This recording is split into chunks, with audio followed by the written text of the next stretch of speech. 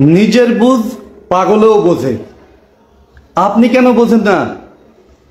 আসসালামু আলাইকুম, আমি খান তরিকুল ইসলাম, অ্যাডভোকেট, বাংলাদেশ সুপ্রিম কোর্ট। আমি আবারও বলছি কথাটা, নিজের বুঝ পাগলেও বোঝে। তাহলে আপনি কেন বুঝবেন না? আপনি তো একজন সুস্থ মানুষ, আপনি তো পাগল না। আমি সবার কথা বলছি না, শুধু আপনার কথা বলছি।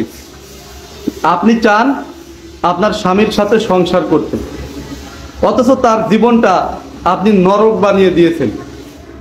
তার সাথে সবসময় দুর্ব্যবহার করেন, তার বাবা মার সাথে দুর্ব্যবহার করেন, তাকে মারধর করেন, গালাগালি ছাড়া কোনো কথা বলেন না, তার টাকা পয়সা সব কিছু ছিনায় নেন। সে যে আপনার স্বামী, তার সাথে সেরকম ব্যবহার করেন না। তার ইনকাম যদি হয় 10,000 টাকা, তাকে আপনি 20,000 টাকা দেওয়ার জন্য চাপ প্রয়োগ করেন। সব দিক দিয়ে আপনি তার জীবনটা সম্পূর্ণরূপে নরক বানায় তোলেন, অথচ আপনি তার সাথে সংসার করতে চান। আবার কি করেন? আপনার বাবার বাড়ি যদি সে বেড়াতে যায়, আপনি নিজে দুর্ব্যবহার করেন, ঝাড়া নিয়ে তাকে মারতে যান, আপনার মাকে দিয়ে দুর্ব্যবহার করান, আপনার বাবাকে দিয়ে দুর্ব্যবহার করান, আপনার ভাইকে দিয়ে দুর্ব্যবহার করান, এমনকি পাড়া প্রতিবেশী দিয়েও দুর্ব্যবহার করান, অথচ তার সাথে আপনি সংসার করতে চান। একজন পুরুষ মানুষ অনেক কিছু সহ্য করে। আপনি পরকীয়া করেছেন, তারপরও সে আপনার সাথে সংসার করে। আপনি আরেকজনের সাথে চলে গেছেন, সেখান থেকে এনেও আপনাকে ক্ষমা করে দিয়ে আপনার সাথে সংসার করে।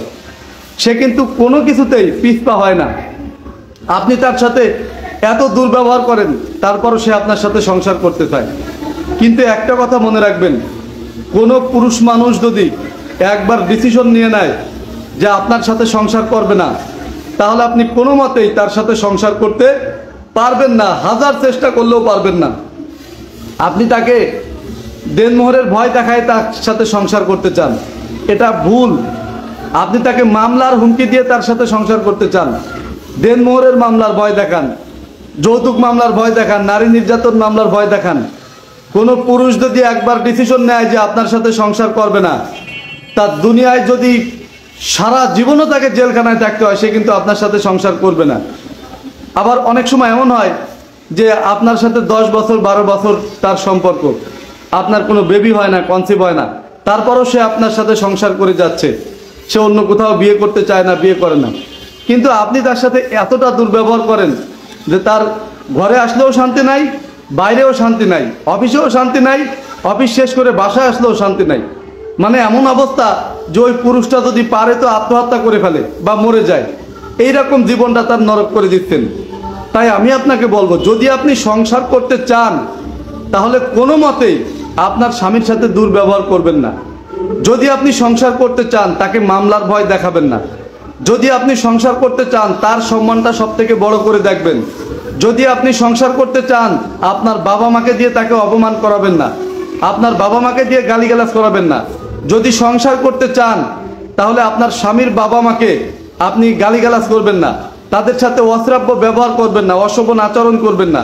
আপনারও তো বাবা মা আছে। একটা কথা মনে রাখবেন, আপনার কিন্তু সংসার করাই লাগবে। পুরুষ মানুষ কোনো সমস্যা নাই, বা সে আবার একটা বিয়ে করে নিতে পারবে, অসুবিধা নাই। আপনি মহিলা মানুষ, আপনার কিন্তু সহজে বিয়ে হবে না, হইলেও কিন্তু সেই বিয়ে টিকবে এমন না, সেখানে শান্তিতে থাকবেন এমন না। তাই যে স্বামীর সাথে সংসার করতে চান, সে কোনো মতেই আমি যে কথাগুলো বললাম এগুলো করবেন না।